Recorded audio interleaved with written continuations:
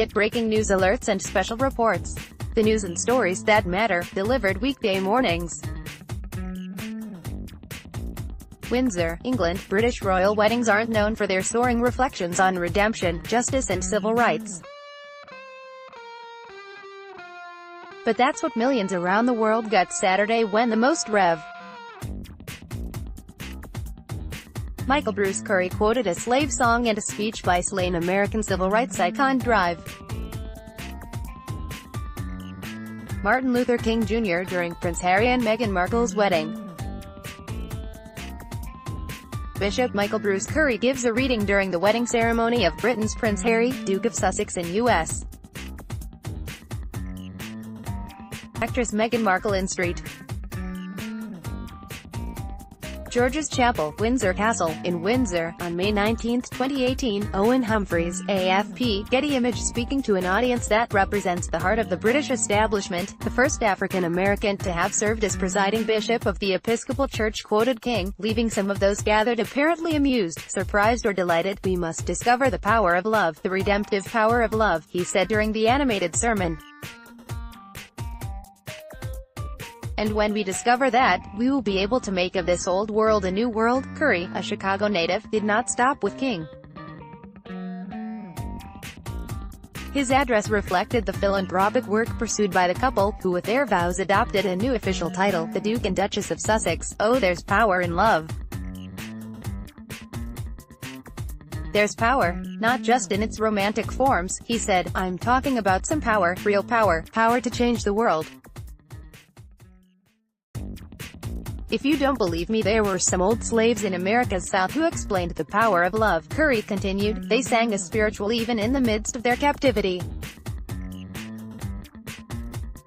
It's the one that says there's a balm in Gilead, a healing balm." Curry departed from prepared remarks distributed ahead of time, directing his sometimes lighthearted conversational comments at the couple sitting before him. "There's power in love to help and heal when nothing else can.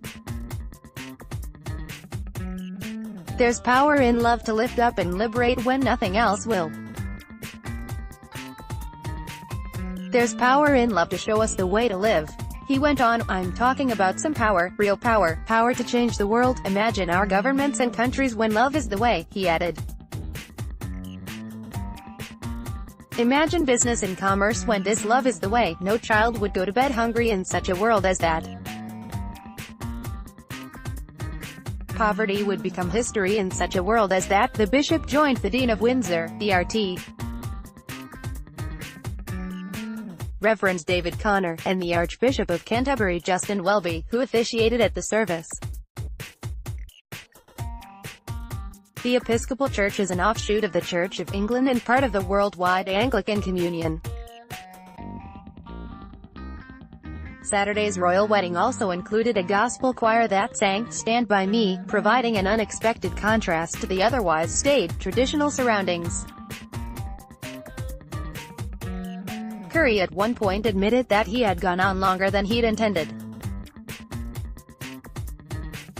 Nonetheless, this sermon was received with a few smiles and chuckles by the small group of family and friends gathered in the choir, an intimate space in St.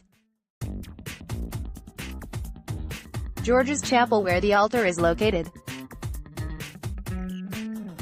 Following the ceremony, Curry said the non-verbal communication between the couple spoke volumes. "The way they looked at each other sent a message that these people are in love," he said.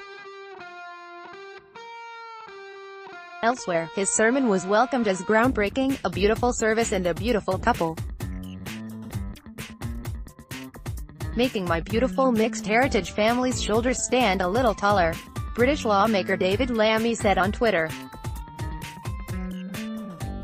"Against the odds, a great new symbol of all that is still possible and hopeful in modern Britain. We must discover the power of love, the power, the redemptive power of love. And when we discover that, we will be able to make of this old world a new world. We will be able to make men better. Love is the only way." Many of the world's most powerful people of color sitting there, next to the Queen, as a biracial American woman becomes royalty. This is something to witness.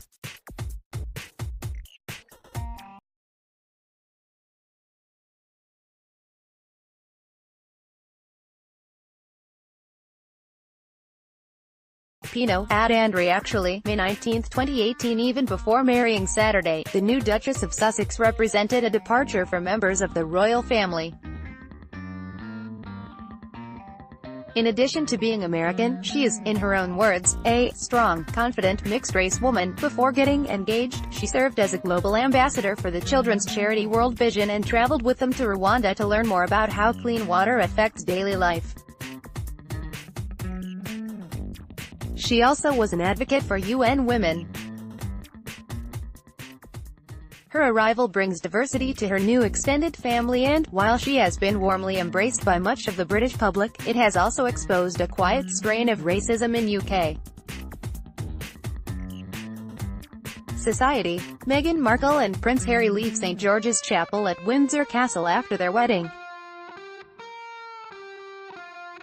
Gareth Fuller, Reuters. Curry has been active on social justice issues throughout his ministry, including speaking out on immigration policy and supporting marriage for same-sex couples.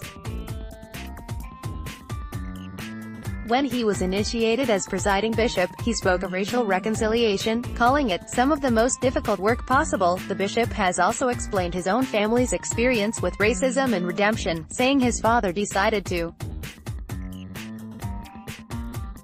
become a part of the Episcopal Church after he and his mother had been allowed to drink from the same chalice being passed among white parishioners in racially segregated Ohio. He was dumbfounded, Curry told the Associated Press. Years later he would say he joined the Episcopal Church because he really hadn't imagined that could happen in America. He said, "Any church where blacks and whites drink out of the same cup knows something about the gospel I want to be a part of."